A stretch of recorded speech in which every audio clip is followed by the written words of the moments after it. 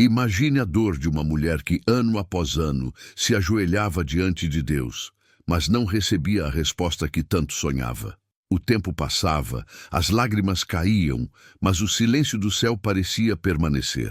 Agora pergunto a você: quantas vezes você já sentiu que suas orações não eram ouvidas? Essa é a história de Ana, uma mulher marcada pela dor da esterilidade, mas também pela fé que moveu o coração de Deus e mudou a história de Israel. O que faz uma oração se tornar tão poderosa a ponto de gerar não apenas uma resposta, mas também um milagre capaz de impactar gerações. Para entendermos essa jornada, precisamos voltar no tempo, para o período dos juízes, uma das fases mais sombrias da história de Israel. A Bíblia nos diz que cada um fazia o que parecia certo aos seus próprios olhos. Juízes 21, 25. Não havia rei, a nação estava espiritualmente perdida, sacerdotes corruptos e o povo longe do coração de Deus. É nesse cenário de crise que conhecemos Ana, uma mulher simples, mas que carregava dentro de si uma dor esmagadora, a incapacidade de gerar filhos. Naquele tempo, a esterilidade era vista não apenas como uma limitação biológica, mas como uma vergonha social e até mesmo como um sinal de rejeição divina. Ana era casada com Eucana, um homem que a amava profundamente, mas que também tinha outra esposa, Penina. E se Ana carregava o fardo da esterilidade, Penina carregava o peso da arrogância.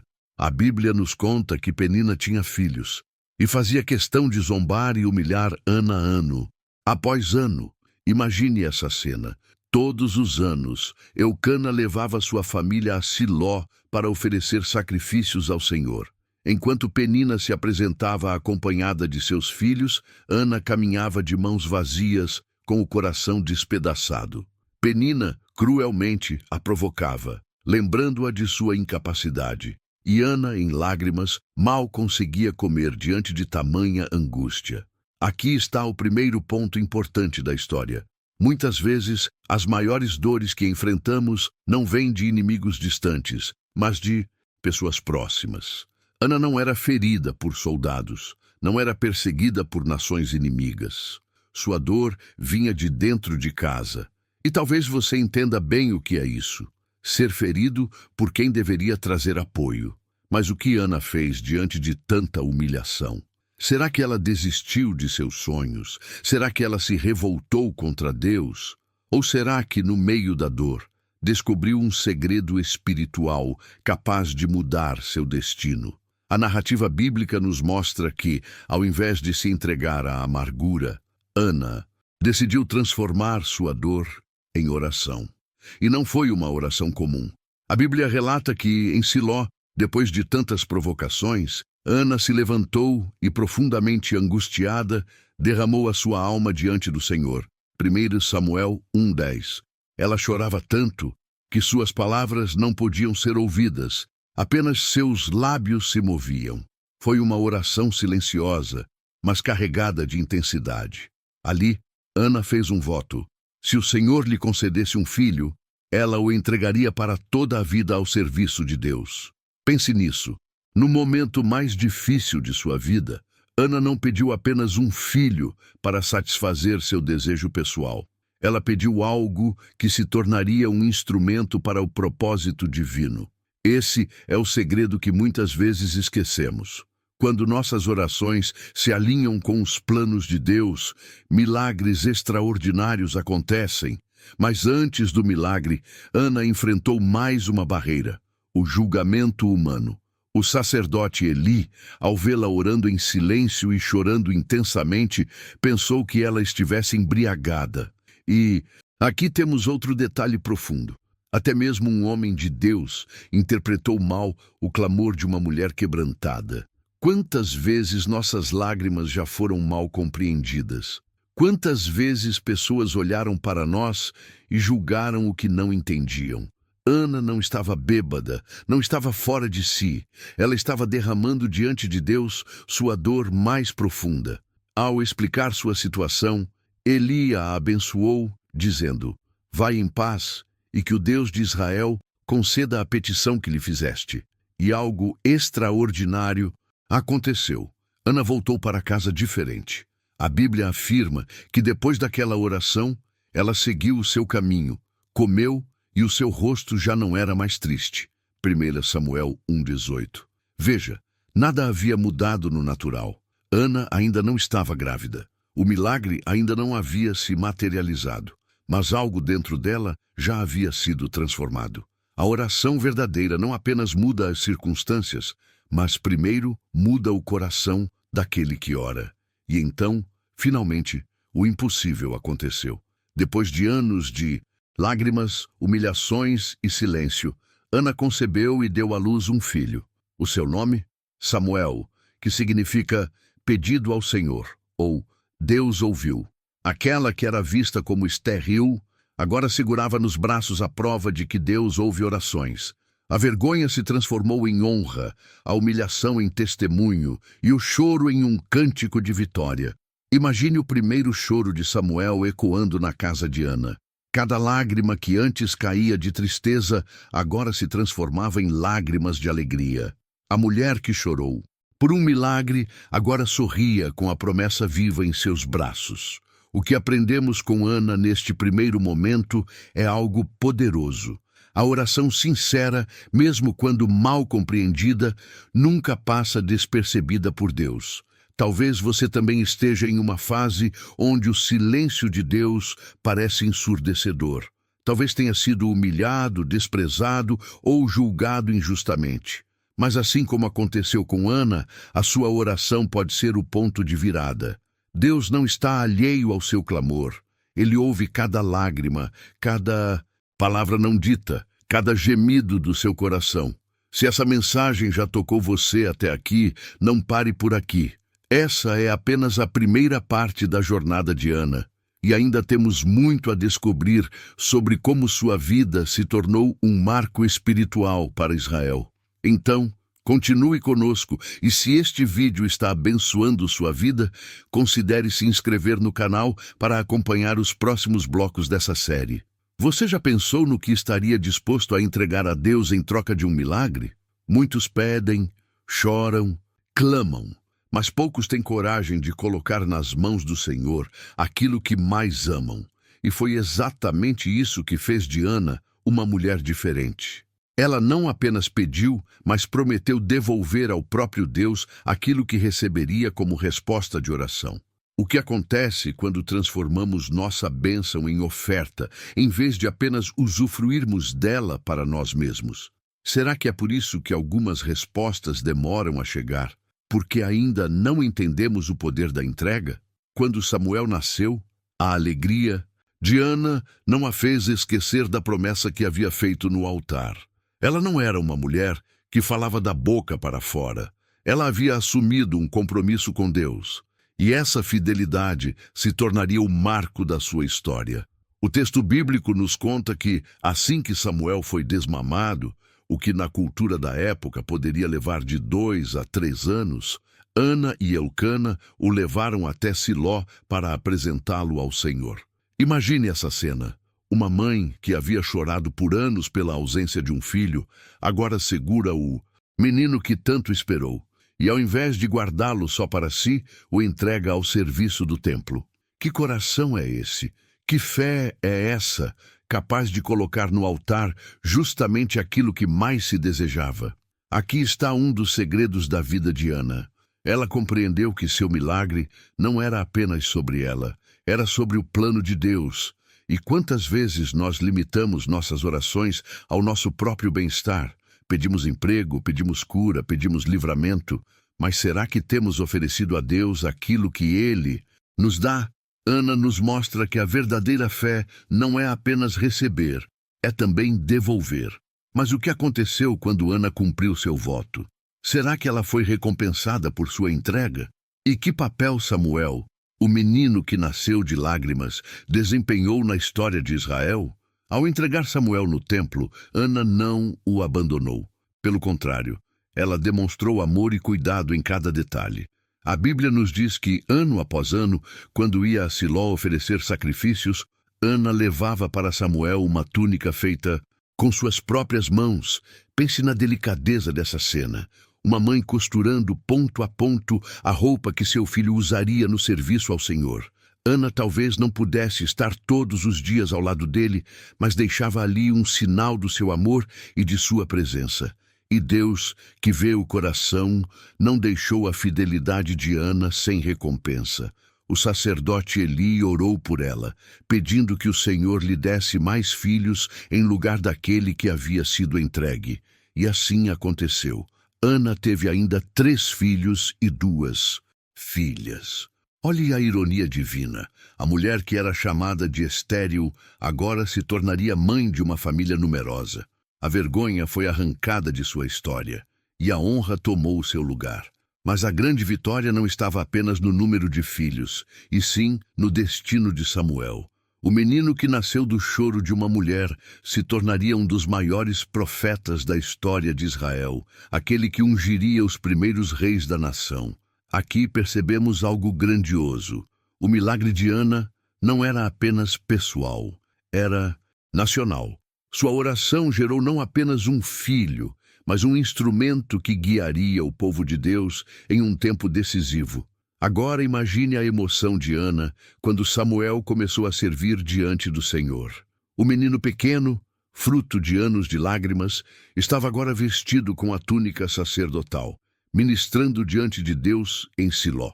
Cada vez que Ana ouvia, sabia: valeu a pena chorar, valeu a pena esperar, valeu a pena confiar. E mais, Ana cantou um cântico de gratidão, registrado em 1 Samuel 2.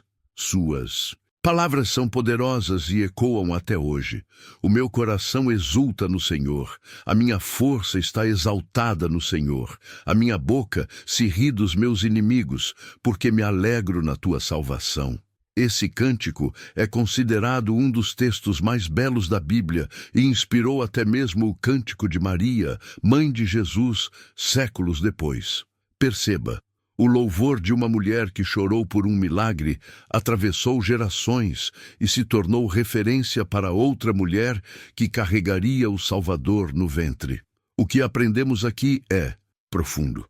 A oração de Ana não só mudou sua vida, mas moldou a história de um povo. Quando colocamos nossos milagres no altar, eles deixam de ser apenas bênçãos pessoais e se tornam sementes de transformação coletiva. Talvez você esteja pedindo algo a Deus hoje.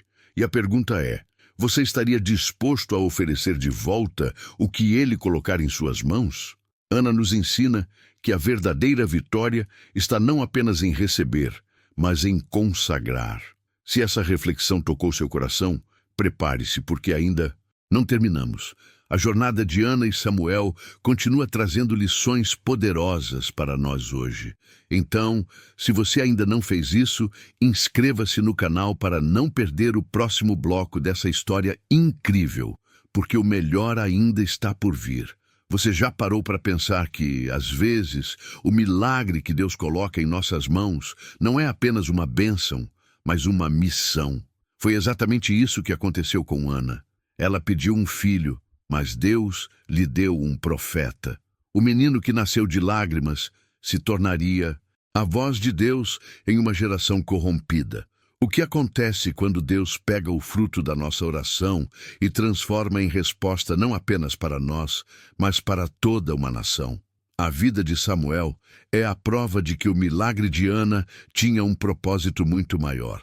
Enquanto os filhos do sacerdote Eli, Hofni e Finéias corrompiam o templo, explorando e desrespeitando as ofertas, Samuel crescia na presença de Deus. A Bíblia destaca uma frase poderosa: Samuel, porém, ainda menino, servia ao Senhor perante Eli. 1 Samuel 3:1. Isso mostra que mesmo jovem, ele já carregava um chamado especial. E aqui está o detalhe: Samuel não teria existido se não fosse a perseverança de Ana. O seu clamor, suas lágrimas e sua entrega geraram um profeta que mudaria os rumos da história de Israel.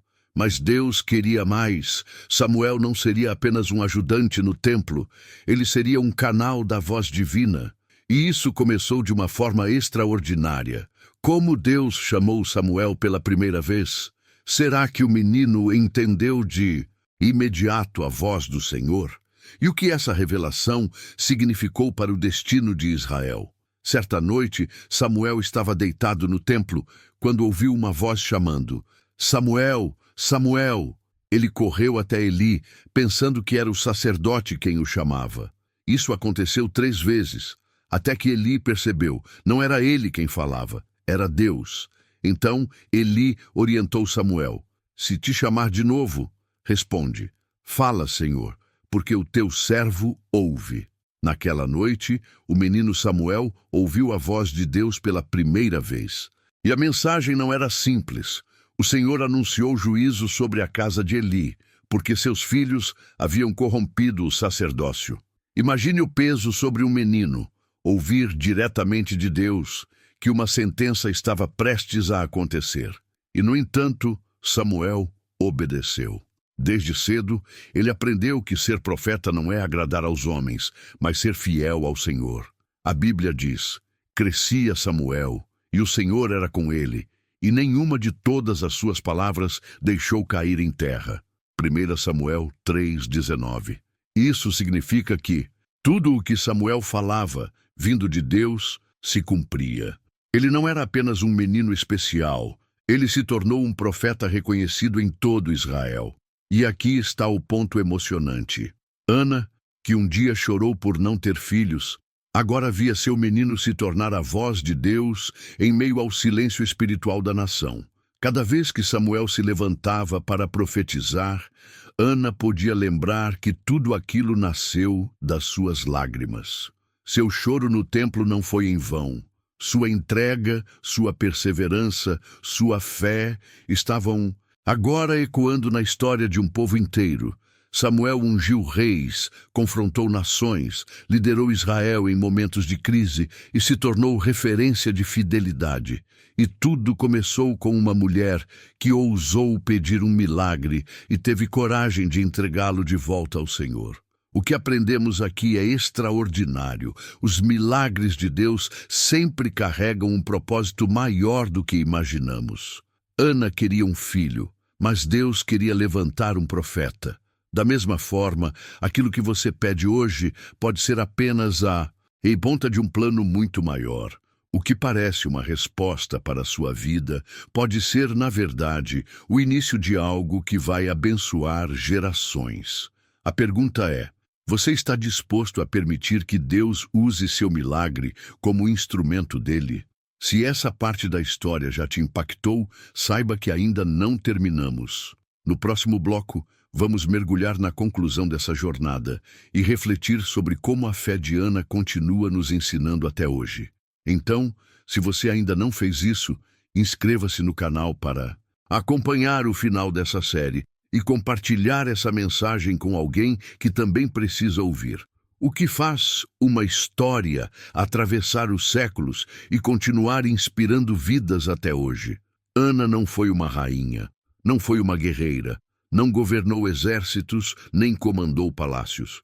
Mas sua história simples, marcada por lágrimas e fé, ecoa até os dias atuais. Por quê? Porque Ana nos ensina que a verdadeira grandeza não está no poder humano, mas em confiar em Deus mesmo quando tudo parece impossível. Qual é o legado que deixamos quando transformamos nossa dor em oração e nossa bênção em entrega?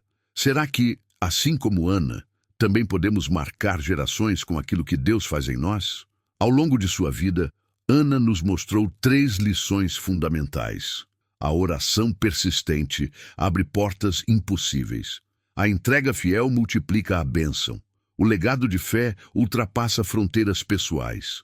A primeira lição é clara. Ana orou com lágrimas e Deus respondeu. Não foi no tempo que ela queria, mas foi no tempo perfeito. Isso nos lembra que as demoras de Deus nunca significam negação, mas preparação. A segunda lição é ainda mais impactante. Ana não reteve o milagre só para si. Ela entregou Samuel e, em troca, recebeu não apenas mais filhos, mas também a honra de ver seu primogênito transformar a história de Israel. E a terceira lição fecha o ciclo. O impacto da fé de Ana ultrapassou sua própria geração. Até hoje, quando lemos a história de Samuel, lembramos que ele só existiu porque uma mulher chorou diante de Deus e não desistiu. Mas como aplicar essas lições hoje? Será que nossas orações podem gerar frutos que ultrapassam nossa própria vida? E qual seria o legado que Deus quer escrever através de nós, assim como fez com Ana? O legado de Ana é atemporal.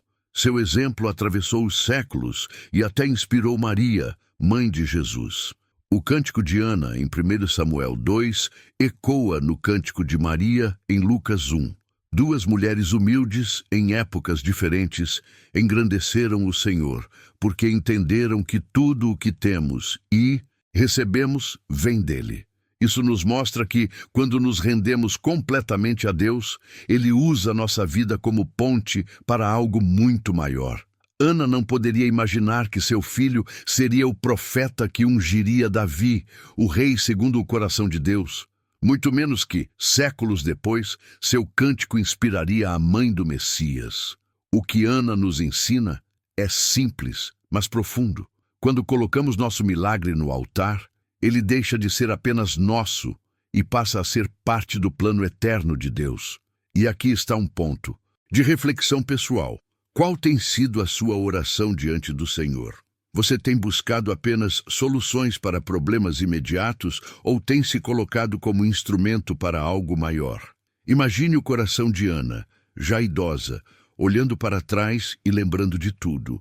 Lembrando das humilhações, das lágrimas, das noites sem dormir, das provocações de Penina. Mas também lembrando do dia em que segurou Samuel nos braços, do momento em que o entregou no templo e de cada notícia de como Deus estava usando seu filho. Seus olhos marejados de lágrimas agora podiam ver. Nada foi em vão. Cada choro, cada oração silenciosa, cada entrega valeu a pena. Ana não apenas gerou um filho, ela gerou um legado, e seu legado continua vivo até hoje, toda vez que alguém lê sua história e encontra esperança em meio à dor. A vida de Ana nos desafia a enxergar nossas lutas com outros olhos. O que parece um peso insuportável hoje pode ser o terreno fértil de um milagre amanhã. O que hoje é choro, amanhã pode ser cântico. O que hoje é vergonha, amanhã pode se transformar em testemunho. Assim como Ana, somos chamados a orar, a crer e a entregar. Porque quando entregamos, Deus multiplica. E quando Ele multiplica, o impacto vai muito além de nós. Talvez você esteja chorando hoje por um milagre. Talvez suas lágrimas sejam semelhantes às de Ana. Mas lembre-se, Deus continua sendo o mesmo. Ele ouve, Ele vê, Ele responde. Se essa história falou com você, compartilhe este vídeo com alguém que também precisa de esperança. E não se esqueça de se inscrever no canal para continuar recebendo mensagens que edificam a fé. Assim como Ana foi transformada, você também pode ser. E sua história pode inspirar muitos outros.